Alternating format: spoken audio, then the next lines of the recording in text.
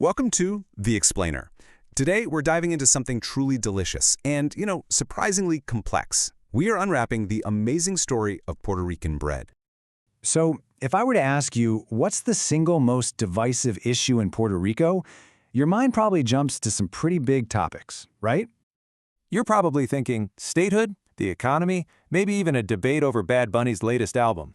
But for a lot of Boricuas, the arguments that really get heated, the ones that can split a family down the middle, they're about something way more fundamental. That's right, Pan Sobao or Pan de Agua. This is the great Boricua debate. It's a rivalry that is so intense it lights up comment sections, family dinners, you name it. Basically any conversation at any bakery from San Juan all the way to the diaspora. And trust me, people are not shy about where they stand. Just look at this quote from a Reddit user. A divine gift from the heavens versus a satanic pseudo-bread. Wow, the feelings are strong. This isn't just about what you prefer. For some, it's about who you are. All right, so what's all the fuss about? Let's get into it and meet the two contenders at the heart of this tasty showdown. Okay, let's break them down. You've got Pan Sobao, which is all about being soft, a little sweet, and chewy, with this really delicate crust. Then, on the other side, you've got Pan de Agua. That one's all about that crispy, crackly crust and a light, airy inside. I mean, they're both bread, but they are two totally different worlds. And what's really fascinating is that there are unwritten rules for this. The community has it all figured out. You need a sandwich? You're grabbing pan de agua. Tostadas? Pan de agua. No question. But if you want something to dip in your coffee or just to eat by itself, it's gotta be Sobao. There's a proper tool for every job, right? And if you look at the nutrition facts, the difference really pops. Check out Pan Sobao on the right. Whoa, it's got way more sugar, like 7 times more. Meanwhile, Pan de Agua on the left is much leaner on the sweet stuff, but it's got a bit more salt to give it that classic savory taste. Okay, but how did we even get here? The story behind Puerto Rico's bread culture is pretty wild. It's a story about survival, about making do with what you have, and yeah, believe it or not, a little bit of crime. And this brings us to a huge question, a real paradox. How did an island that literally can't grow wheat get so famous for its bread? I mean, the climate is totally wrong for it. So where on earth did they get the flour? Well, the answer involves breaking a few rules. You see, for centuries, Spain had these super strict trade rules. If you wanted flour, you couldn't just buy it legally. So islanders had to get creative. They started trading their sugar illegally for flour from the North American colonies. In fact, according to historian Pedro Reina Perez, this contraband trade was the very beginning of the relationship between Puerto Rico and the U.S. So you can see this amazing evolution right here. It all started with the native Taínos and their cassava bread, made from cassava. Then the Spanish show up and introduce wheat.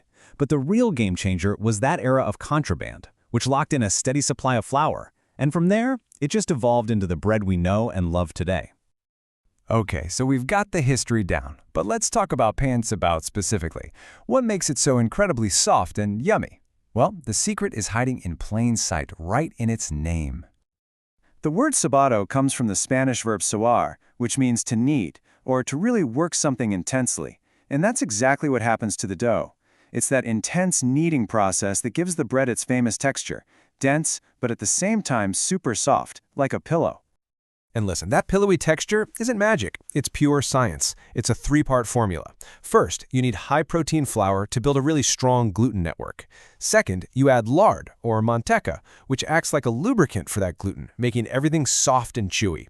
And third, the sugar. It's not just for sweetness. Sugar is what they call hygroscopic, which is a fancy way of saying it grabs onto water and doesn't let go. That's what keeps the bread soft for days. The way it's shaped is a huge part of the puzzle, too. You flatten the dough out and then roll it up super tight, almost like you're making a cinnamon roll but without the filling. By doing this, you get rid of any big air pockets, and that's how you get that perfect, silky texture inside. So, after all that, where do we land? Is there a winner in the great debate? Is it crispy pan de agua or soft pan sobao? Well, here's the thing. The real winner isn't a type of bread at all. The truth is, the argument isn't really just about taste or texture. The real importance of this bread is all about where you get it, the local panaderia. I mean, just look at this number. There are at least 153 businesses on the island with panaderia right in their name. And these places are so much more than just a shop where you buy bread. They're the heart of the community, you know? It's where you go for your morning coffee, where you catch up on the local gossip, where you grab a quick lunch. There are these essential social hubs, not just in Puerto Rico, but in Boricua communities everywhere. Because at the end of the day, that's what this bread is all about. It's a connection to home. It's nostalgia. It's comfort. It's family. I love this quote from a baker who said, "When you eat a piece of fresh baked bread, it's like a hug." And that feeling is so powerful. People literally mail loaves of this bread to their loved ones who are far away just to give them that little taste of home. But this does raise one final crucial question. Does any of this solve the mystery of why half the loaf always seems to disappear in the car on the way home from the bakery? You know, that first warm piece you tear off? Yeah, some mysteries are just meant to be. That little piece, that's just for you.